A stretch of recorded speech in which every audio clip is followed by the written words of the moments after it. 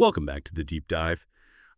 Today, we're really getting into a challenge that, well, it kept popping up in the research. This whole struggle with English speaking confidence. Specifically, there's this one massive hurdle many learners face. You know that voice, the one in your head whispering, or maybe sometimes it feels like it's shouting, not yet, your English just isn't good enough. Yeah, we found this central dilemma, something many of you listening will probably recognize. The data, it shows that countless learners, they actually wait.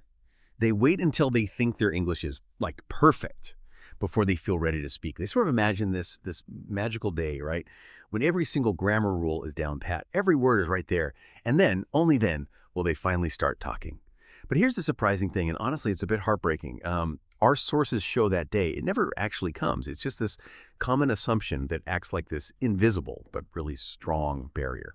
So our mission today is to unpack why. Why does waiting hurt your progress so much? And maybe more importantly, we're going to look at some clear, actionable strategies from the sources, things to help you overcome it. We want you to stop waiting and, start speaking today.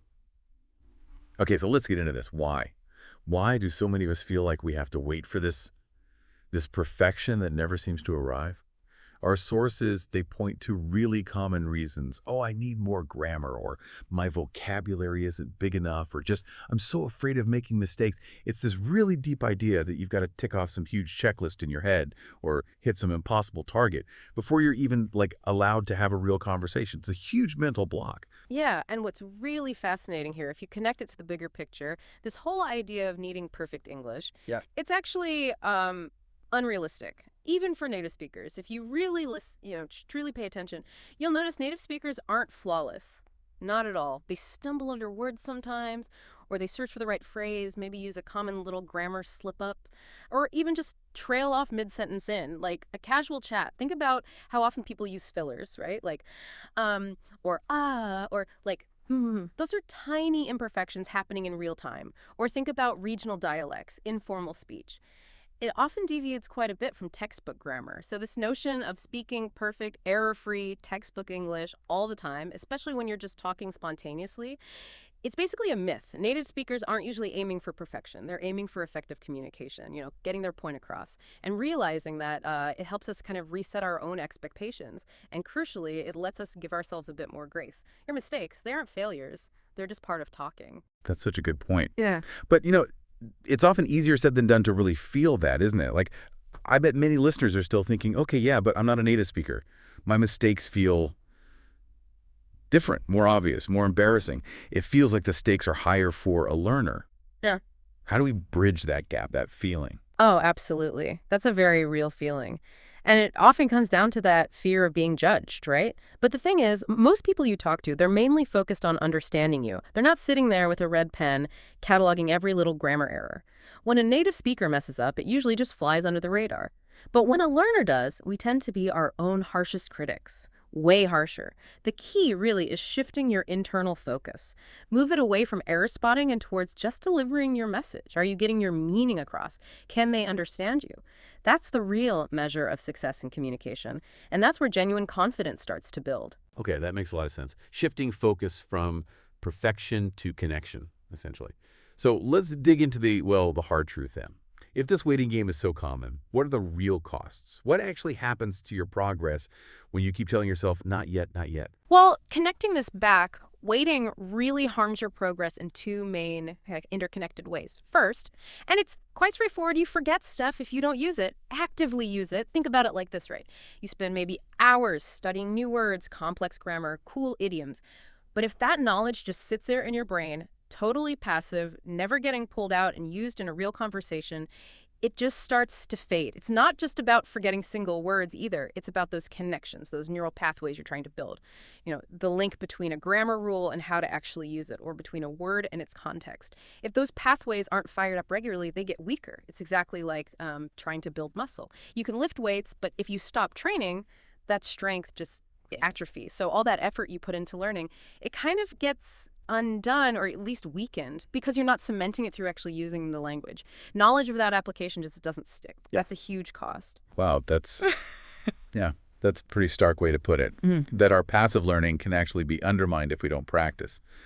But you said there were two ways weighting hurts. What's the second one? You mentioned it might be even more critical. Yeah, the second point. Yeah. And this one is absolutely crucial. Speaking is fundamentally a skill. It's not just knowledge you collect. It needs active, dynamic practice, not just passively gathering facts. We can draw a really clear parallel here. It's like trying to learn to swim by just reading books about swimming. You can memorize every stroke, understand all the physics of buoyancy, watch hours of Olympic swimmers, but until you actually get in the water, feel the water, coordinate your arms and legs, and actually start moving, you're not going to become a swimmer. Right. You'll just know a lot about swimming. Exactly. You'll just be someone who knows a lot about it. Speaking English is precisely the same kind of thing. You have to activate that knowledge you have. Get your mouth, your ears, your brain all working together, in real time. It's about building muscle memory for sounds, developing an intuition for grammar, getting faster at retrieving vocabulary. And these are skills that only develop through actually trying to communicate again and again, even if those attempts feel clumsy or imperfect at first. If you only ever gather information, you never build the practical, performative skill of speaking. You have to go through those slightly awkward moments, the hesitations, the correcting yourself mid-sentence. That is the learning process. That's how it works. That swimming analogy, wow, it really does hit home. You have to jump in and maybe flail around a bit at the start. Okay, so if waiting is not the answer, in fact, if it actively hurts us, then what is the answer? How do we actually take that first step? Because honestly, it can feel like a huge mountain to climb for some people, right? Especially if you spent years trying to get it perfect. Exactly right. So how do we break down that huge, intimidating mountain into, manageable steps? Our sources point towards a really powerful and actually incredibly effective philosophy. Start small, start now. Ooh, the whole idea is to lower that barrier to entry, like way down, make it so easy, so low stakes that it feels almost silly not to do it. We're talking about really concrete, almost tiny actions you can take right away, just to start activating that speaking skill. For instance, try saying just one single, complete English sentence to yourself every day. It doesn't need to be anything deep or complicated. It could just be, I'm going to make some coffee now, or, oh, the weather's nice today, or even just describing something you see, that's a blue bike. The power isn't in the complexity, it's in the consistency. It's about breaking that silence barrier inside your head and starting a tiny, repeatable habit. Just one sentence. Okay, yeah, that feels incredibly doable. What else? What other small steps can people take? Okay, another really effective one. Talk about your day in English for just, say, 30 seconds. You could do it while you're brushing your teeth or waiting for the kettle or walking somewhere. Just narrate what you did or what you're planning or how you're feeling. This morning I got up, had some water. Feeling a bit tired now. If you run out of things to say after 15 seconds, that's fine. Just stop. The goal isn't to give some grand speech. It's just to engage that part of your brain, to practice thinking and forming sentences in English when the pressure is really low. Yeah. And here's one more the sources really emphasize for building self-awareness. Record your voice. Use your phone. Just speak for maybe a minute or two, whatever comes into your head. Describe the room you're in, talk about what you're doing, or just read something simple out loud. And hey, you don't even have to listen back right away if that feels weird or makes you self-conscious. Just the act of speaking into the recorder is a really big step. It makes your voice external. Then when you feel ready, listening back can actually be super useful. You can hear patterns, notice pronunciation things, and even track your own progress over time. These aren't massive tasks, you see. They're tiny, consistent steps that build momentum and skill. Okay, this next bit from our sources really, it blew me away, actually. It perfectly shows the power of these small steps. We found this documented story, a real case, of a student who started speaking, get this, with only about 100 words in their active vocabulary. Wow, just 100 words. Yeah, just 100 words. And this student didn't just manage to communicate. They saw their overall proficiency shoot up really quickly. Think about that. Seriously. This wasn't someone who knew tons of grammar or had a huge vocabulary list memorized. What they did have was a very specific strategy. They focused intensely on those 100 core high-frequency words and some basic phrases. They found every possible way to mix and match them, to use them in everyday situations. They were constantly describing their surroundings, asking simple questions, giving basic answers, using only the tools they had. And that constant practice, even with limited tools, built their confidence with every little success.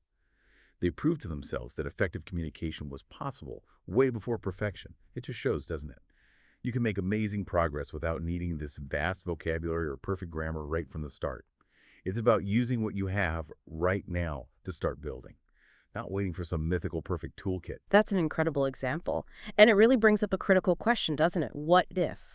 What if every single mistake we worry about is actually just, a step forward, a step closer to fluency? It totally challenges how we usually think about errors. We need to kind of guide ourselves through a mindset shift here. And the sources offer some really powerful little affirmations, like a mini practice that can help. I really encourage you, everyone listening, to repeat these. Say them to yourself. Try to internalize them. Use them like little mantras. Okay, first one. I don't need perfect English. Simple, but powerful.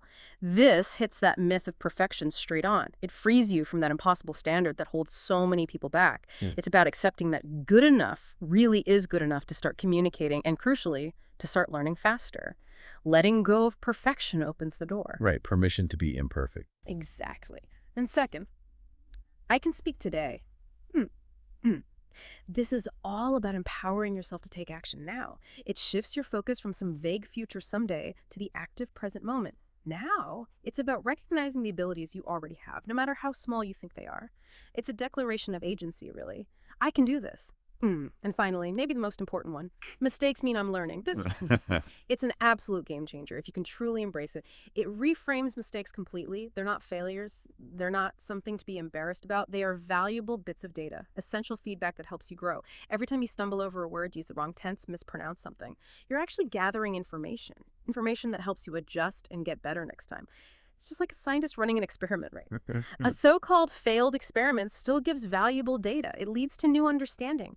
This is how any skill gets learned. Playing guitar, learning to code, driving a car, anything. You have to embrace the fumbles. They are literally the stepping stones you walk on to get to fluency. Absolutely. That reframing is so key. So the big takeaway from this whole deep dive seems crystal clear and honestly really empowering. The best time to start speaking English is, well, it's right now.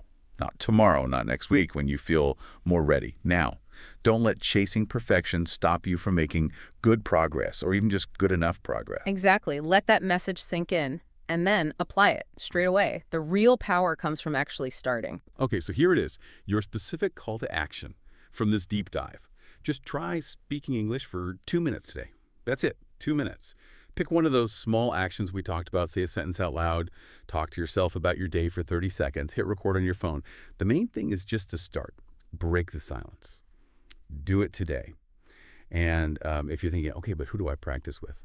If you're looking for speaking partners, maybe a place that feels supportive, judgment-free, where you can practice and grow, you can join the free community over at learnwithlucas.com. That resource could be a real game changer for getting consistent low-pressure practice and connecting with other people who are on the exact same journey.